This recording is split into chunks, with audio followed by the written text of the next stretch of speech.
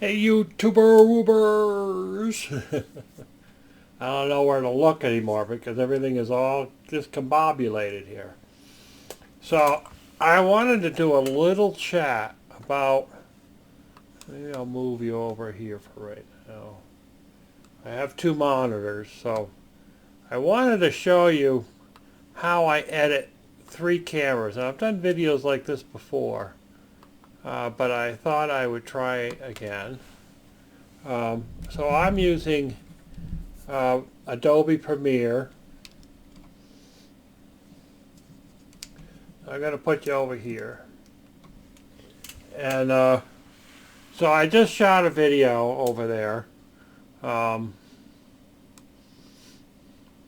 where I have three cameras set up. And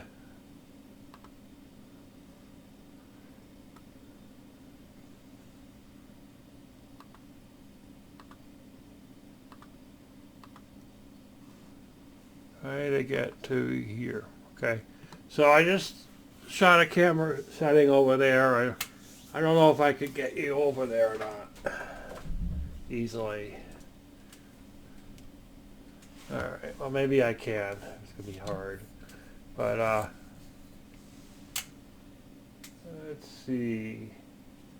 So in between the pictures you go. Alright.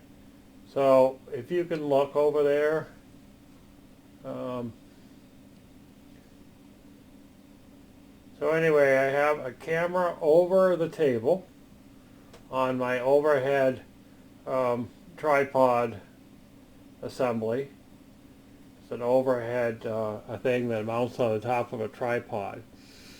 Then I have my camera, which is the one on the left or right, depending on whether it's reflected or not, has a shotgun mic on the top of it with a camera. It's on the tripod.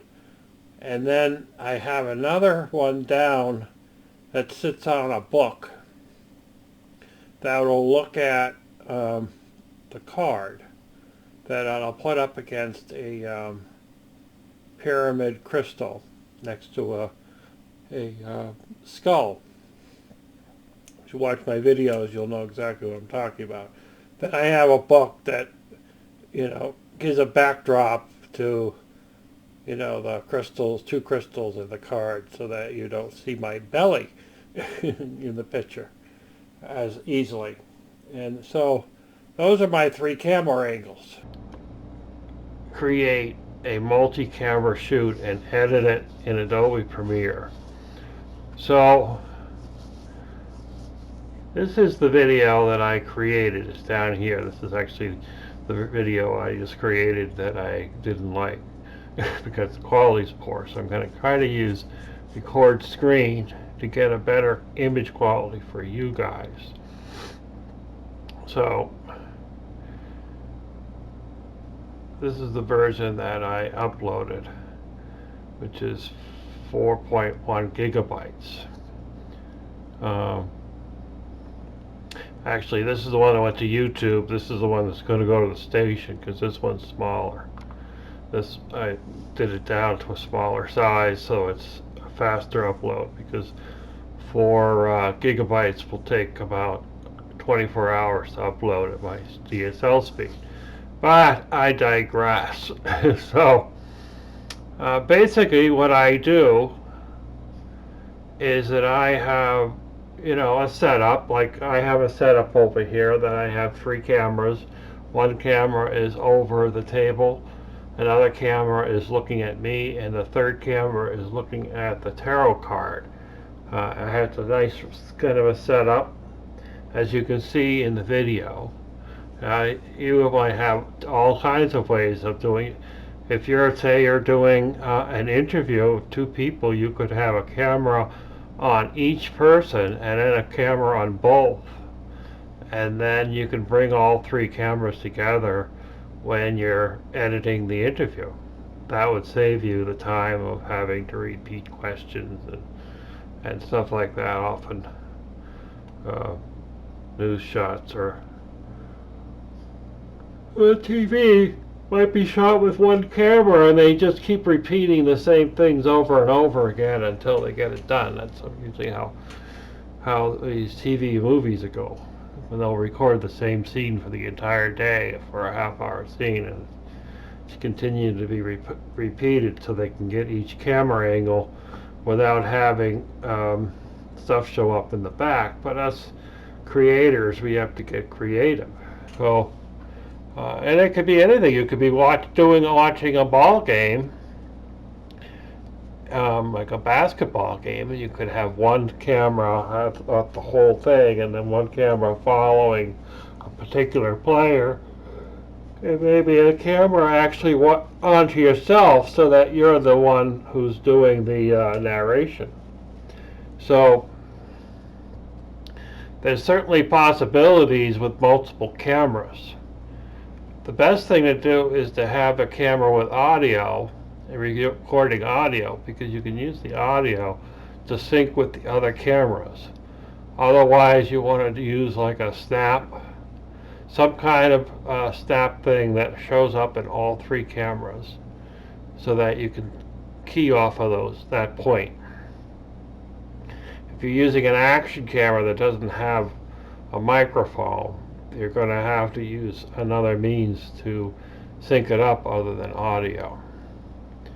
But I'm showing you how I do it with mine. I have three similar cameras, and I'm going to show you how I do it. And I think it's a pretty cool way because it's a little bit outside of the norm of Adobe's editing. For a lot of softwares don't actually contain a multi-camera editing, so there's an option around it if it's available. All the features are available. So this is the latest video I just shot, and I have these are the three cameras. The one on me, one as the card, and one above. And then these are the cards that were drawn in the session that I took a photograph of with my DSLR camera, and brought it in to make my title page. And then so each one, when I upload from the camera, it comes in with the same file name is actually on all three cameras. So I'll change them to me 1, me 2, card 1, card 2, so forth down the road. Now, show you on this timeline here on how I do it. So basically what I do is you can do is go into it from here and load them in over here and bring them over on the timeline. But the way I do it is that with my two screens is that I'll have my window like so over on this screen, and then of course the editor's on the bigger screen, and I'll take this over and I'll drop it onto the timeline as such. And then I will go grab the next one, which is the card, and I'll grab the video and bring it on. I do the same thing for JPEGs, anything that I've created ahead of time. It'll get dropped over and put onto this. I drag it over from the file. It's nice with having two monitors. And I work with now, one of the first things that I will do is I will select. Usually, what I will do is I'll grab my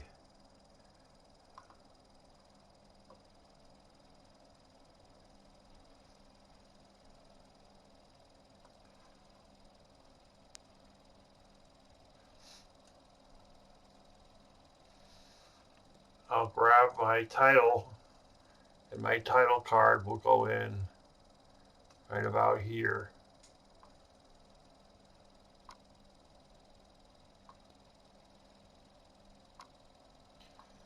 Actually, it goes in the beginning of the title. This is just another piece of clip that I want to use for this particular edit when I'm all done. So since I already have stuff on the timeline now, what I will do is I will grab all of this stuff. And then I will go up to Sequence, Settings, and here you want the 29.97, 19 by 20 by 1080, because this is where I want my final output to be. So I want to verify these settings are correct. The 48,000 for audio. And that's good. So I enter, and that's fine. So there you go. So there's a couple of ways of doing this. You can go in and create a sequence.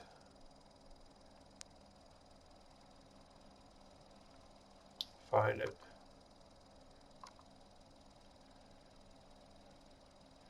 Create a sequence for multi-camera editing. Basically what you do is you create a bin over here, or a folder, but they call it a bin. And then in that bin, you're going to drop these 3 videos into the bin. And then once you have that bin of 3 videos, you can take that bin and then it will automatically line them up. And that'll set you up for multi-camera editing with one of these icons.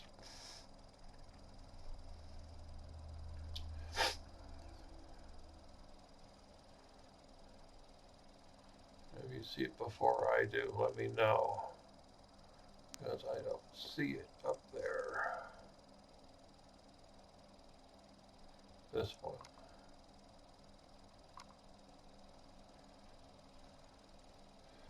But we're not going to do it that way. What we're going to do is we're going to select these 3 camera angles, and then we're going to go up to Clip and down to Synchronize.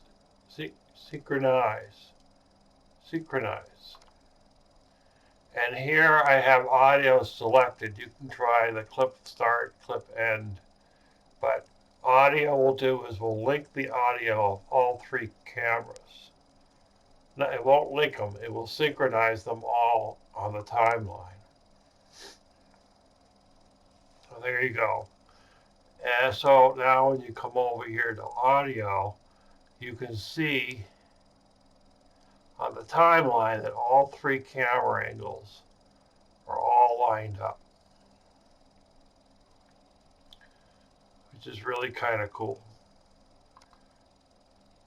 And as long as if you're going to do a cut, like say, for example, the beginning of this sequence, you can see where it starts because this is where all the yammering is going on. So what you're going to want to do is make your first cut right here at the beginning. I'm not a keyboard shortcut kind of guy very often. I'll use the Control D for putting in cross dissolves, and Shift Delete will delete, like say, this grope right here. Usually I'm on the bigger screen so I have more availability.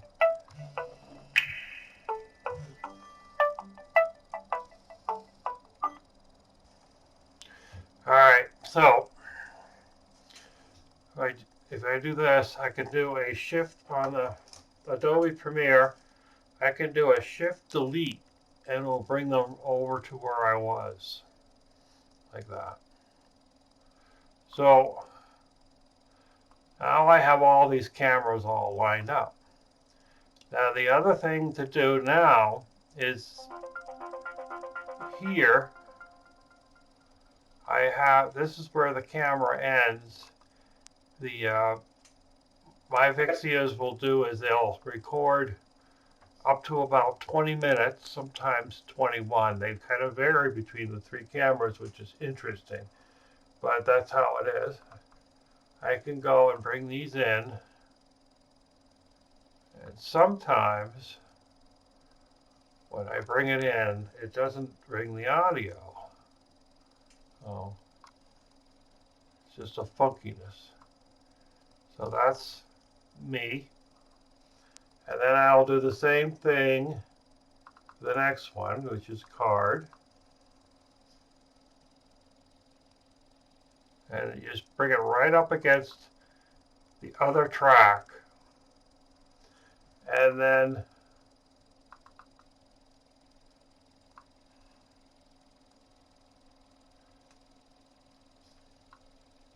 there's that. So now I have a complete sequence of the run of the show. And now this show is going to end in about 33 minutes. I'm going to want to trim it down to 28. But that's part of the fun part about editing. Now the other thing that I want to do is I want to go back to this one. So it's going to end up high. So the me I'll do is I'll drop my audio gain down by -5.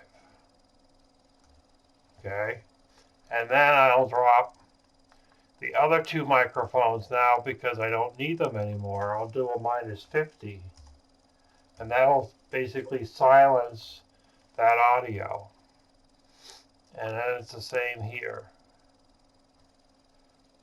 I'll silence the audio on the other track because I don't need three microphones in this case. Now, if you were doing an interview, you might keep the audio if someone has wearing a wireless mic. I can't think of a better thing to do for 20 minutes. Can you?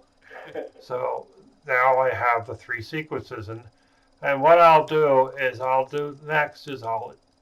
disable these two tracks, and then I'll edit out the whole thing. Now, if you have a spot, because this has to get trimmed down, so it's the same thing down this end. This one has to be cut down to the -50, and then this one, same thing, -50. Someone keeps texting me. I may not get a text for the entire day. But now I'm shooting a video and someone won't leave me alone. And this one, which is me, to a -5. All right, and then I'm going to disable this track, disable this track. All right, and now I have this thing. So when you're editing, you want to make sure and that's this card right here. It's a very nice card. If it was a vertical card, I'm going to find the end here because I'll show you. The next episode to see where we're going from this. In the meantime, the fairies seek for you. All right, so right there is the end of the show. Now, anywhere inside the sequence, you want to have to cut all three of them at the same time. So you're going to cut, cut, cut. And that ensures that you get them all at the same time. So, you know, I'm going to also have a credit page and my usual banner at the end. So I have to consider that into my 28 minutes. So when you go to cut, for example, so it doesn't really matter because this isn't going to stay in here. Like say this section I wanted to cut out. I'm going to do is a cut, cut, cut, and then cut, cut, cut. And now what I do is I slide this back here so that the playhead is over the place I want to take out. I'll select all three, and then I'll do a shift delete, and that moves it right up against the other track. And when that we're all set, and then what I will do after I go through this whole sequence and get it down to my 28 minutes the way I want it, I can go in and then enable a track so that when it cuts to a different camera. And now the beauty of that is that if you ever watch a video, particularly something on YouTube, and they'll be talking and all of a sudden you'll see their head jump or the image jump into another position because they cut it to edit it for take out something. They say someone sneezed, so they took out the sneeze, and now you have the person's head over here, and then it's over there, and all of a sudden you got this funkiness. And sometimes they'll fix that with a cross dissolve. But if you're doing multiple cameras, this is the great thing about multiple cameras, even if it's just two cameras, and you have two different angles on one subject, is that when you have to do a cut, you can drop to the other camera and it'll just look like another camera angle instead of having a jump in the subject matter. And if you watch that technique, you'll see that on movies and TV and stuff that they will jump from camera angle to camera angle, which helps give you more of a, you don't get bored watching the same image for one. And then the other advantage is that it helps take out, little mistakes. The other thing that people would use would be B-roll. They'll drop in B-roll to cover over those jump cuts. But if you have another camera angle, the B-roll is actually part of your whole shoot. So I think this is a pretty cool way of doing it. And then you get to, but you got to keep your wits about you when you're making these cuts, because if you forget to cut one of the thingies and you delete only a section, everything gets kicked out of place. And then everything is out of alignment and you're hitting Control Z to go back to wherever it was that you made a mistake. Like when I was editing my last sequence, somehow or other, when I was dragging the mouse, because sometimes I'll drag the mouse and with my finger on the key on the button, and it will do something stupid and I won't realize it. So what it had done was it unlinked this camera angle with each other. So whenever I would cut this one, like if you do a cut on here, it shows up down here. But if you unlink this, which means you unlink these two pieces together, this is the picture, this is the audio. When you go and do a cut, it's not affecting your audio. And then when you go to delete that, your audio is still going to be in place. And if you did a delete, Control Z to back up. But if I did, say, a shift delete to to get rid of that. I'm thinking I'm going to get rid of the whole section. Down there. Then, well, it's not working for me at the moment, but usually what will happen is everything will shift down, but it'll drop out part of the section. And then everything will be confusing. Because nothing will be in sequence, and you'll be watching the mouth move, but no sounds coming out. So, I hope I didn't confuse you more than it meets the eye. And I hope this kind of helps. You might be able to do this with some of your other editing programs, and you just have to figure out if there is a place where you can synchronize two different audio videos together, or three. It doesn't really matter how many. If you can synchronize two, you should be able to synchronize five.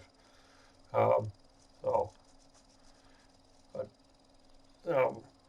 Apple's Final Cut Pro makes multi-cut for editing really easy. It's really easy on that. It's a little more complex on this one, and that sequence really works for me better than the other one did. The other one was just kind of like driving me a little nutty. I don't like being driven nutty.